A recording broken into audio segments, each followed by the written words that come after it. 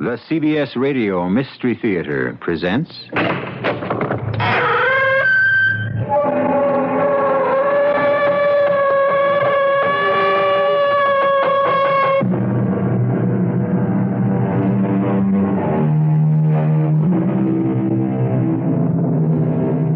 Come in. Welcome. I'm E.G. Marshall. Bleak, lonely... evil. Such are the moors of England, where even today one can go for mile on mile without sight of another house or another human soul, where death-dealing quicksand bogs and mires wait to trap the unwary walker, where many who enter are not seen again, and where some of those who are seen again are strangely changed. For example, Sandy and Jack Burton.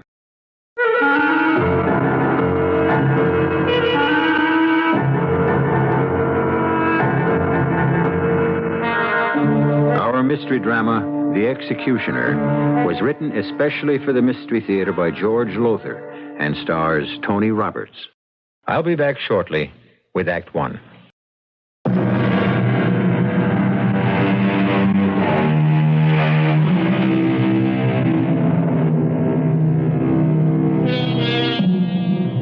Few will deny, I'm sure, that weather and climate play a great part in our lives. To a large degree, affect our mood, our nerves. People in warm and sunny climates tend to take life more casually than those where the weather is cold and bleak. What I'm getting at is that one of the characters in the tale I bring you now is not a person, but a moor. Moor. The very sound of the word strikes a note of dread to the soul. Dread, but fascination, too. For believe me, there is a certain allure in evil, a compelling magnetism which some cannot withstand. Two such people were Sandy and Jack Burton. Jack, how much further to Linton? 20, 30 miles. Not sure. We'll never make it by nightfall. We may not make it at all. The road is running with water. I try to go faster than 5 miles or so. The engine gets wet and starts to die. The wiring is soaking wet. That old farmer was right. We should never have taken the shortcut across the moor. He warned us. Oh, but, honey, I wanted to see the moor. I've never been on a moor in all my life. There's a writer. A writer who's supposed to be on vacation, resting and recuperating from a nervous breakdown. No. You promised me. On the plane over, you promised not a stroke of work till we got back from England. What's that? It's wet wires. I better slow down a bit more. All you've been doing since we landed is take notes of this and notes of that. You filled I don't know how many notebooks. Well, I am a writer, and it's sort of second nature to take notes. Yes, I keep hoping I'll hit on an idea that'll pay off for an article. Even better, a series of articles when we get back home. All I wish is you just plain stop worrying when you ought to be resting. And you... Oh, Jack. It looks like we've bought it, as our English cousins say. You mean we're stuck? I'm afraid I do. The water on the road's gotten deeper. It's practically a lake. Well, what'll we do? Let's see if we can find shelter for the night at that castle on the hill. What castle? On what hill? That hill over there. I see a hill. I don't see any... It's shrouded in fog, but when the fog lifted for a second or two, 5 minutes ago... There. See? You're right. There is a castle, or it's a house, or something. You think you can make it that far? Oh, I'll make it. Anything but spend the night out here in this awful, absolutely awful moor.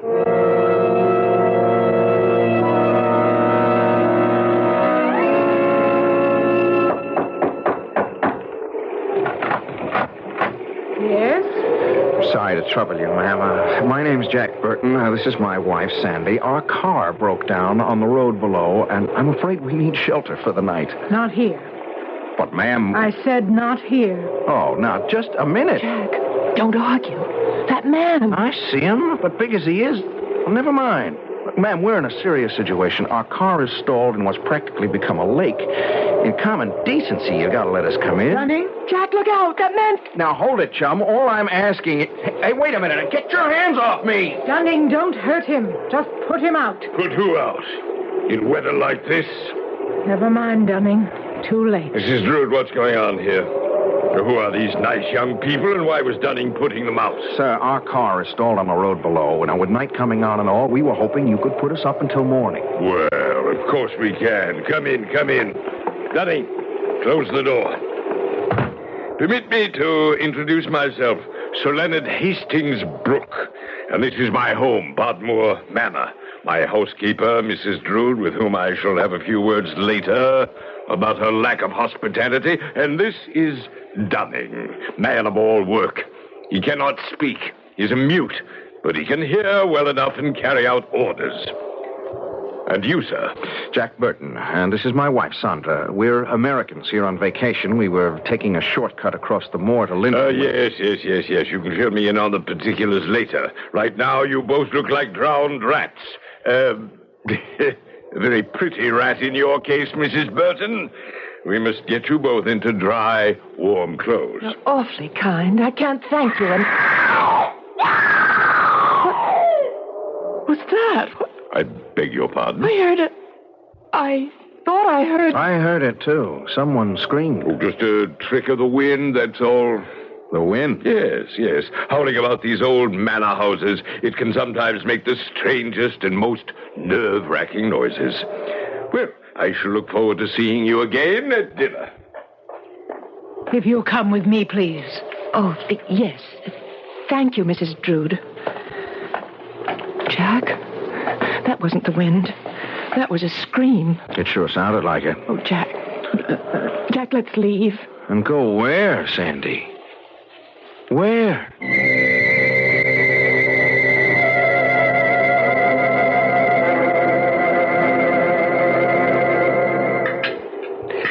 And so you see, you're not only dining in what was called the Great Hall in Elizabethan times, but at the very table graced by Her Majesty, the Virgin Queen herself. Then, if I follow you, Sir Leonard, Bodmore Manor was owned by Elizabeth I? Her Majesty Elizabeth I. Her sovereign majesty. Oh, well, yes, of course. Did she use it for any special purpose? She? Her Majesty used it as temporary quarters while one castle or another was being renovated. How did it come into your family, Sir Leonard? Well, it was a gift from Her Majesty to the first Sir Leonard Hastings Brooke when he was knighted in 1584. For performing some worthwhile service, I'm sure. Worthwhile? Special might be a better word, or distinctive, or peculiar. Peculiar? My ancestor, the first Sir Leonard, was special executioner to Her Majesty. Executioner? Head chopper, you might say. Little family joke. Oh. And many of his victims, I suppose, I should say Her Majesty's victims, were dispatched right here at Bodmore. I thought that most, if not all, executions took place at the Tower of London. Oh, most of them did. Most of them did, especially when a public beheading was considered useful. But there were times, too, when Elizabeth found it politic to remove certain malcontents, hotheads, other threats to her power in secret. And here at Bodmore Manor was where those executions were carried out. Oh, what scream! There it is again! That was a scream, Sir Leonard. Not the wind playing tricks. It was a scream, wasn't it? I didn't want to admit it the first time. Indeed, Mr. Burton, I hoped it was nothing more than the wind, but since you and your wife have heard it a second time... You heard it too, didn't you? You all heard it. Oh, no. Only those on whom the curse of Bodmore is about to fall ever hear it. It's the scream of someone about to be beheaded, just before the axe falls. You didn't hear that scream? Oh, no. Mrs. Drood? I didn't want you to stay here. The curse of Bodmore, what happens? Nothing, if You follow orders. What orders? There is a room at the far east end of the corridor where your own bedroom is, that you must never go into. Okay, but why not? Do not go into it, that's all I tell you. The room is locked, but there have been those who forced the lock and came to a sorry end. I warn you, don't try to enter that room. What's in the room, Sir Leonard? Believe me, Mr. Burton, it's best you not know. Can it be that horrible? Oh, my dear, horrible to you is but a word. On my 21st birthday, my father took me to that room and showed what is in it, and horrible became to me actuality. I beg you, as you value your sanity, as you value your life, stay out of that room.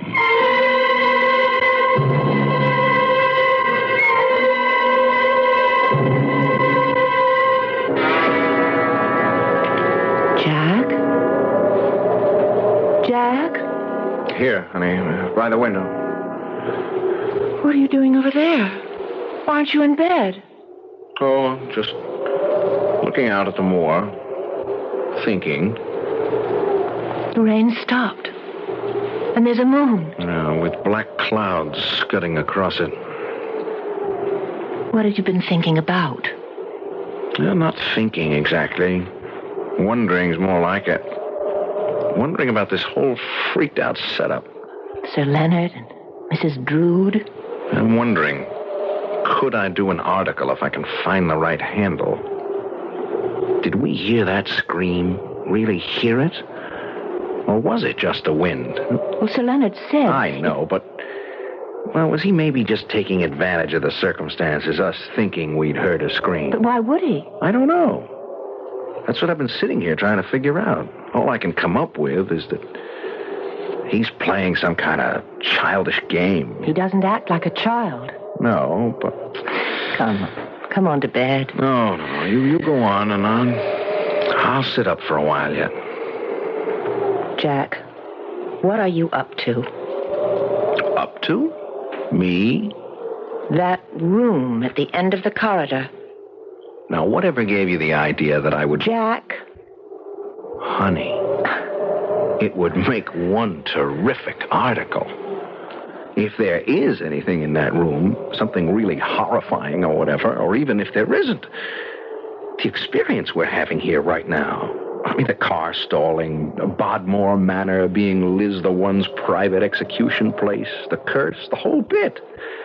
I mean, I can sell it like that when we get back. You are not supposed to be working. Dr. Delmar warned you. Oh, and sent me his bill at the same time. Now, you don't pay that kind of bill, and a few others that are bugging me, by resting. All right. Let's go. Well, you don't have to go. I have to. Now, question. Sir Leonard said the room is locked. How do you propose to open it? Simple. You've forgotten that article I did on safecrackers and lockpickers. You're right. I had forgotten. All right, if you're ready. Come on.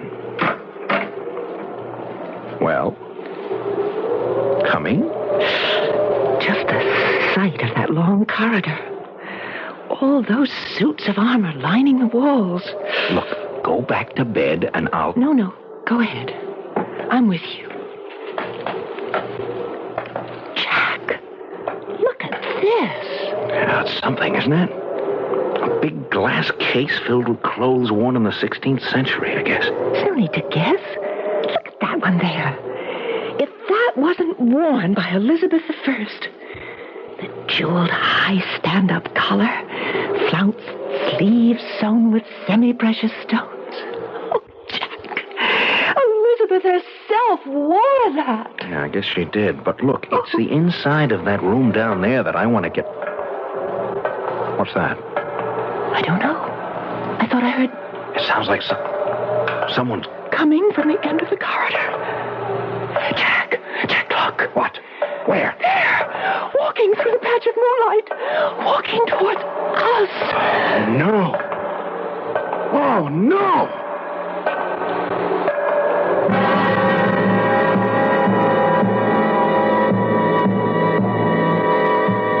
What What is it that Sandy and Jack see? Wish I could tell you. Matter of fact, I could, but there's a place for everything. And everything in its place, I say. I'll return shortly for Act 2.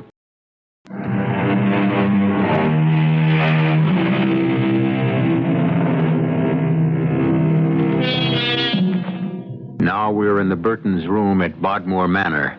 It's a little past 3 in the morning. And as you can see, Jack is trying to revive Sandy, who fainted, I guess. But come, stand with me here by the window for a moment and look out across the great mysterious moor. Silent. Silent as a grave in moonlight. Brooding. Waiting. For what? For whom? Come on, Sandy. Come on. Snap out of it, honey. Jack. What? Here, drink this. Oh, Jack. I fainted. I don't blame you. Oh, it's gruesome, horrible. I've never seen anything like it. If I really did see it. You saw it. We both saw it.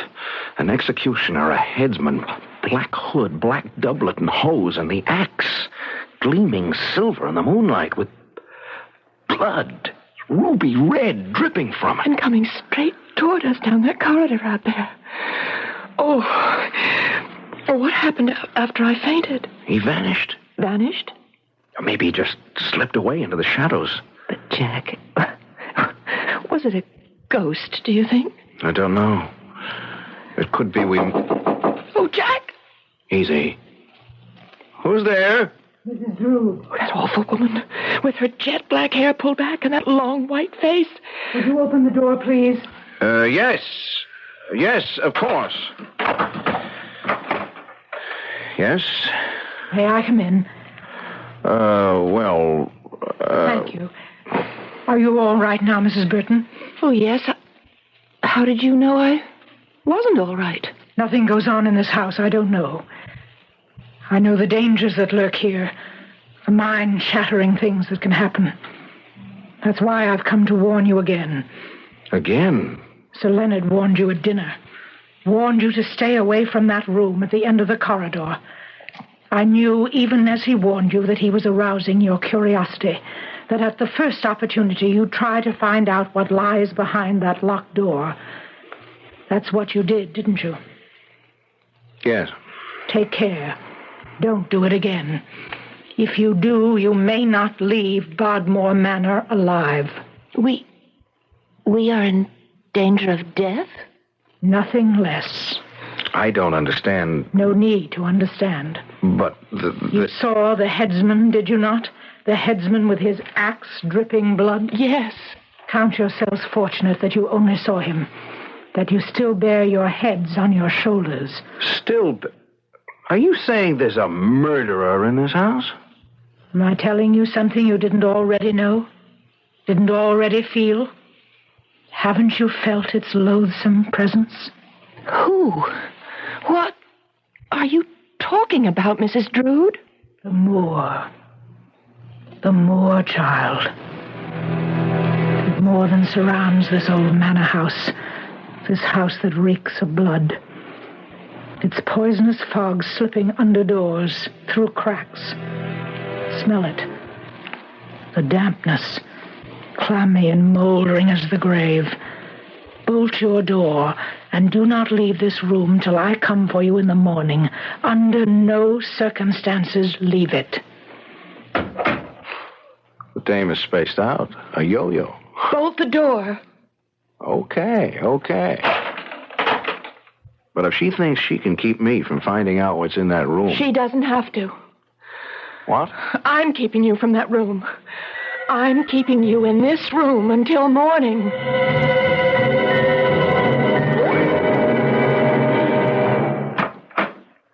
Oh, Sir Leonard. I've been waiting for you, Mrs. Drood. What are you doing out of your quarters at nearly 4 in the morning? What are you doing in my quarters at nearly 4 in the morning? The Queen has sent word that she wishes to be present at the next execution. Her chambers must be put in readiness, and all else required for her comfort. See to it. Of course. I've already instructed Dunning as to the axe. I want it sword blade sharp. It will be. You can depend on Dunning. What troubles me is, can I depend on you, Mrs. Drood? Have I ever given cause for doubt, Sir Leonard? Not until now. Take heed, woman. Her sovereign majesty, Elizabeth Regina, demands unswerving loyalty of her subjects. I warn you, try no more to save another's head, lest your own be forfeit.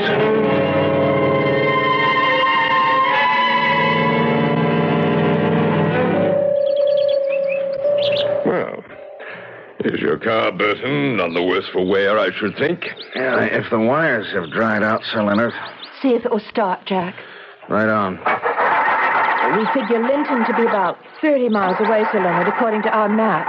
30, give or take a few. You should be there in an hour. Oh, less than that. 30 miles? It's more like 60 on this road, Mrs. Burton. I say, Burton, your car sounds a bit sick. It certainly doesn't sound good. I'm going to have a look under the hood. The hood? Oh, the bonnet. I can't find anything wrong under the bonnet. I'll give her another try. You know, Mrs. Burton, I'm rather hoping your husband won't get the car started. Why? I lead rather a lonely existence out here, and I shall be sorry to see you go. Be more than delighted to have you stay, you know. Oh, that's awfully kind of you, Sir Leonard. I wish we could, but we do have a schedule to keep to. In fact, we'd better. We're booked on a flight out of Heathrow next Monday. It's no go. I mean, she just won't start, and there's no sense in wearing down a battery. These wires have got to dry out. Well, schedule or no schedule, Mrs. Burton, looks as if I'll have the pleasure of your company at least through luncheon. And if my stars are right, perhaps through dinner, too. Oh, it seems that way. I'll hurry on up to the house and tell Mrs. Drood she'll have preparations to make. You two can saunter along at your leisure. Enjoy the morning. All right, Jack. Level. Level? What did you do to the car? Me? To the car? What do you... I know you, husband mine. I know you all too well. You're going to find out what's in that room if it's the last thing you do. Sandy, I have to. I mean, there's something really hairy going on here, and I'm going to get to the bottom of it, because if I don't, no editor will buy the article I intend to write. I don't care whether the editor... I do. I've been out of circulation too long. Lord knows how many contracts I've lost, and heaven knows we could use the dough. Now, I've got a hot article in the palm of my hand, Sandy, and I mean to play it for all it's worth. Now, no more talk. That's the end of it. I hope you're right. What? I hope it isn't just the beginning. The beginning of something I'd rather not think about.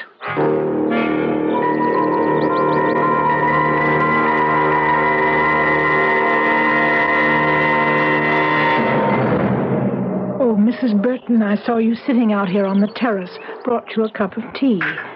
Thank you, Mrs. Drood. How very thoughtful of you. Not at all. Sir Leonard tells me your husband couldn't get the car started, and you'll be spending the night with us. Yes. Well, if you must, you must. Can I get you anything else? Oh, thank you, no. The tea's enough. In that case, Mrs. Drood, Yes. what you said last night, in the middle of the night, about the moor, what exactly did you mean? If you need ask the question, I cannot answer. I don't understand.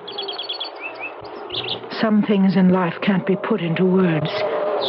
There are things of the spirit, beyond words. Look out at the moor now, with the sun all rose and gold, setting in the west. What does it look like to you? What feelings does it bring to you? Why, it looks quiet, beautiful, serene, lovely. Yes. But within the hour, when the sun is gone, and the mists begin to rise from the boglands, and the moonlight plays strange tricks, it will be anything but quiet and beautiful and serene. It will be pure evil. Mrs. Burton, I strongly suspect that if your husband wanted to, he could get your car started. Take my advice. Persuade him to do so. And then leave Bodmore Manor. Leave as quickly as ever you can.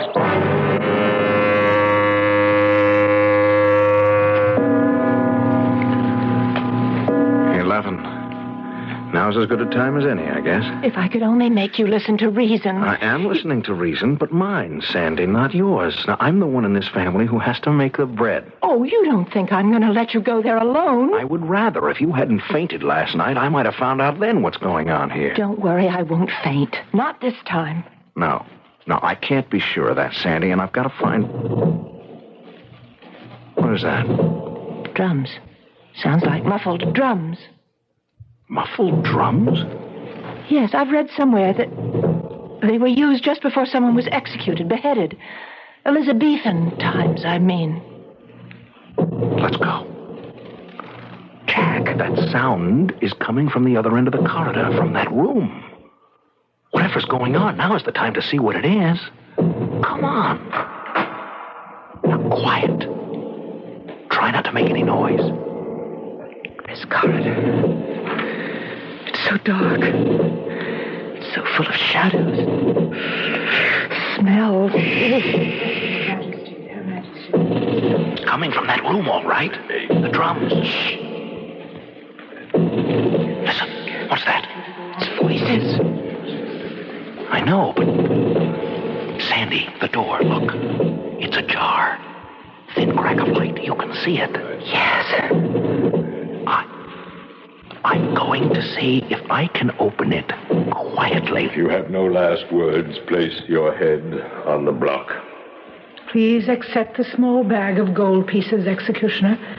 Dispatch me quickly, I beg you. It shall be done. There now, your head. Place it on the block so it lieth properly. Yes. Jack, look. A beheading. Woman with her head on the block. When I stretch out my hands, The executioner. that will be my signal for you to strike. Axe raised. Now.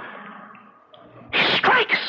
Oh, head. Rolling around on the floor. Oh, Jack, you... Oh. What's that? That's out. What? Master Dunning, we are observed. That man standing in the door. Seize him. No, wait, now, listen. Seize him, Master Dunning. Seize him and bring him to the block.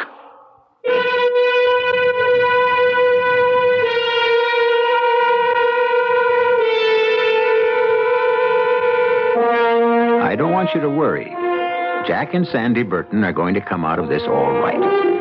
What intrigues me, and should intrigue you, is not that they will escape, but how will they escape the headman's axe? The truth is that if it hadn't been for some quick thinking on Sandy's part, some of the quickest thinking on record, well, back in a minute for Act 3.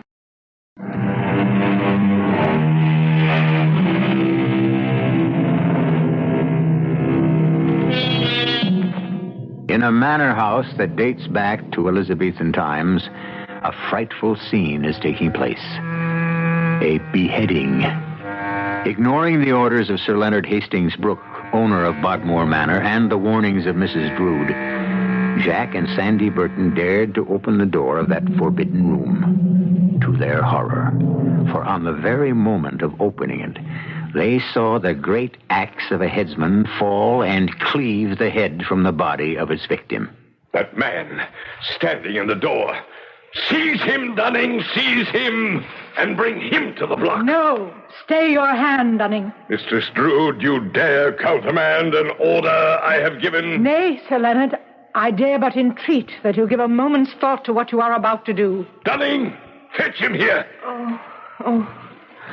I say hold. You forget yourself, mistress. Nay, sir, you forget who I am. Who are you, then? Minerva Drood, First Lady in Waiting to Her Majesty.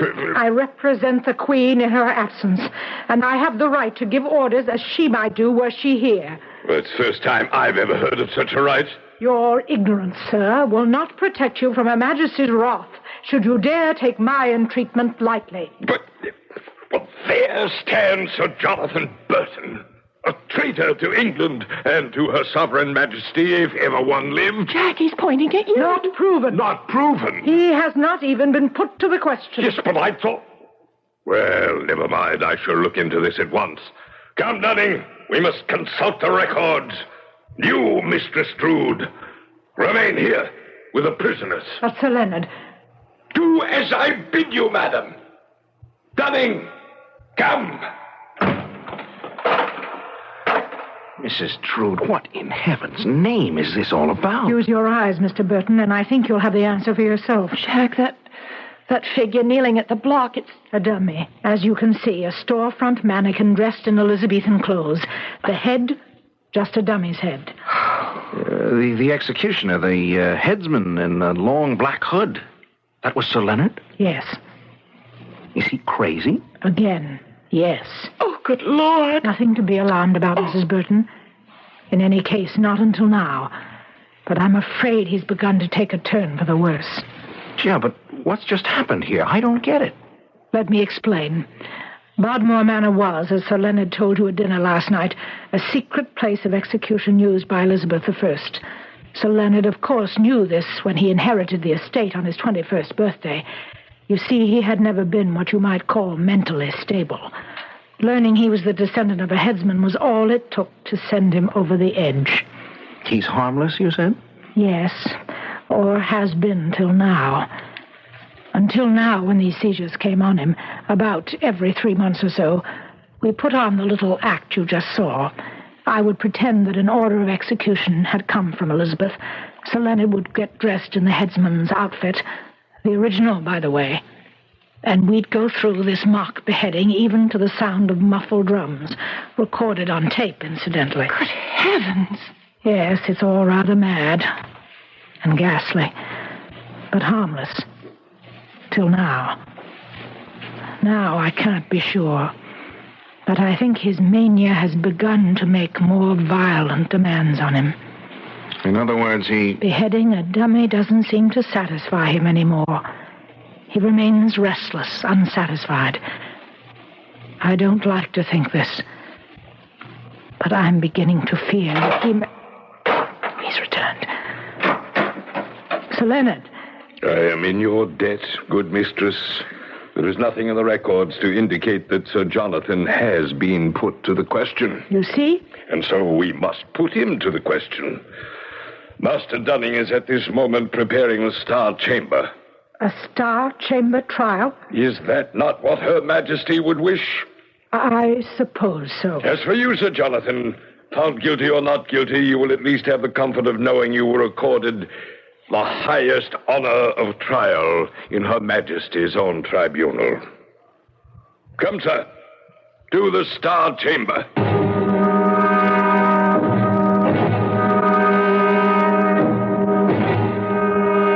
Is it not true that you, Sir Jonathan, allied yourself with my Lord Essex in his abortive attempt to seize the reins of government? The attempt which cost him his head? Not me, Your Honor. Oh, you laugh, sir. In God's name, be serious. And address me as, what was it? Your Honor. Well, either you will show proper respect to this court, sir, or it will go hard with you. Now look, Sir Leonard. Be serious, and it's my lord. Jack. My lord, I didn't mean to upset you, and I'm sorry. It won't happen again. Well, you see to it. You, deny any allegiance to my Lord Essex? I do, my lord. And what of your association with Sir Mortimer Shawcross? Sir Mortimer Shawcross? I've never heard of him. You've never heard of Sir Mortimer Shawcross? Why, you serious man, or are you again showing contempt for this court? My lord, I assure you... This court has heard enough. I pronounce you guilty. Well, okay. I'm guilty. And such being the findings of this Star Chamber, you are hereby sentenced to be executed at dawn tomorrow morning. Dunning, take the prisoner to the place of execution, there to wait the headman's axe at dawn. I shall retire to rest until that time. Oh, look, wait a minute, Dunning. Come on now, Dunning, no rough stuff. Play acting is play acting. This is going too far. Mrs. Drew warned him it isn't play acting anymore. Look, if it isn't play acting, damn it, Dunning, let go of me. What is this? The real thing, you foolish man, the real thing.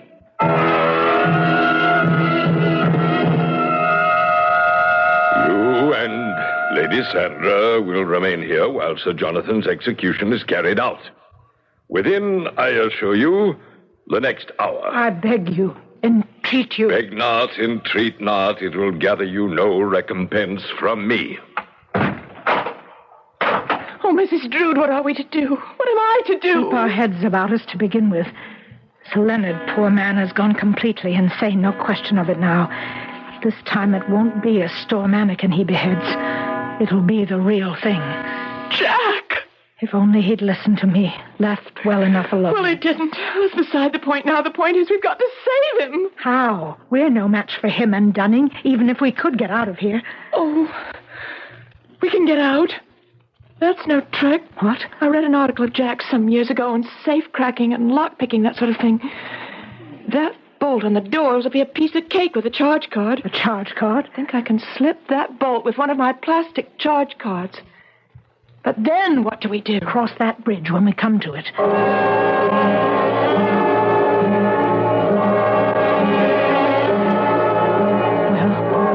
Well, it's coming. The bolt is moving, but You've been almost an hour at it, and you said it would be simple. I also said I'd only read Jack's article. I never tried it out. The bolt's slipping. We'll get this door open all right. The drums. The muffled drums. Mrs. Burton, I can tell you, you have 10 minutes. 10 minutes before that axe falls.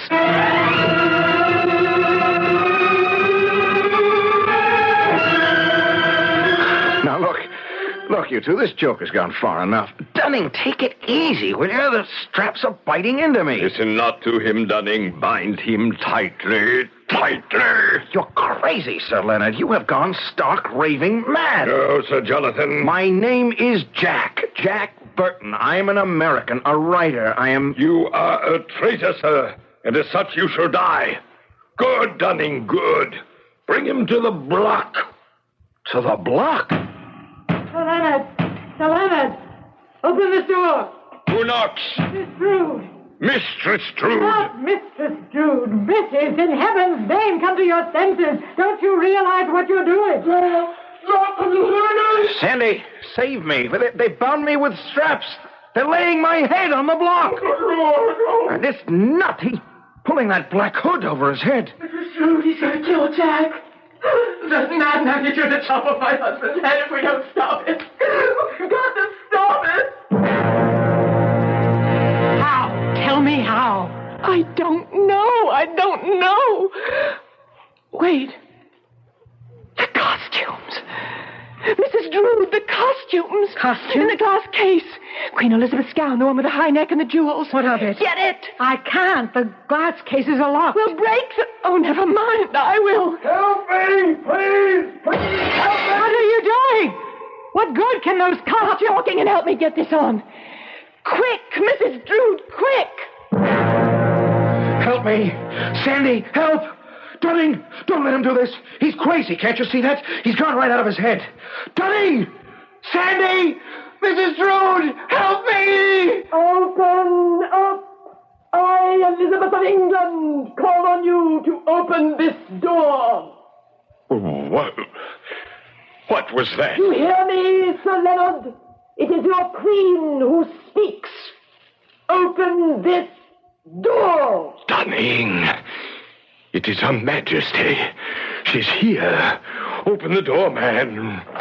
Open it! Your Majesty. Your gracious Majesty. What find I here? What knavery is this? Well, Your Majesty... Put down that axe this instant. Put it down, I say, or your own head shall fall beneath it. Put it down. Yes, of course, Your Majesty. I wished only to obey Your Majesty, to do my duty, To send from this world a traitor who threatened your... Traitor? Sir Jonathan Burton, a traitor? Are you mad? I have no more loyal subject, no dearer friend than this man whose life you would have taken. Fool, leave at once, be gone. But your Majesty... Go! I go. I go. Sandy, you saved my life. But that costume... It's the one in the glass case, Jack. The one Elizabeth herself wore. And it suddenly struck me. No, God gave me the idea that only Elizabeth herself could stop Sir Leonard. It was as simple as that. Simple, perhaps. Brilliant, definitely. Mr. Burton, your wife has told me that you are a most accomplished writer, but somewhat inclined to have things your way. May I give you a word of advice? Right now, I'll take anything. Have things your way if you must, but listen to others, especially your charming and decidedly practical wife. A bit more than you have in the past. Otherwise... Otherwise? Otherwise what, Mrs. Trude? You may indeed lose your head.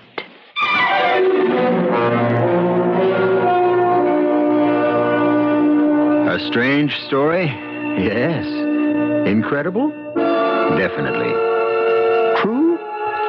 Well, I can personally vouch for its authenticity. How? Now what have I got myself into? You see, the truth is that before I became an actor, I was a writer. No, now, wait a moment. I didn't say I was Jack Burton. I didn't say that at all. I'll be back shortly.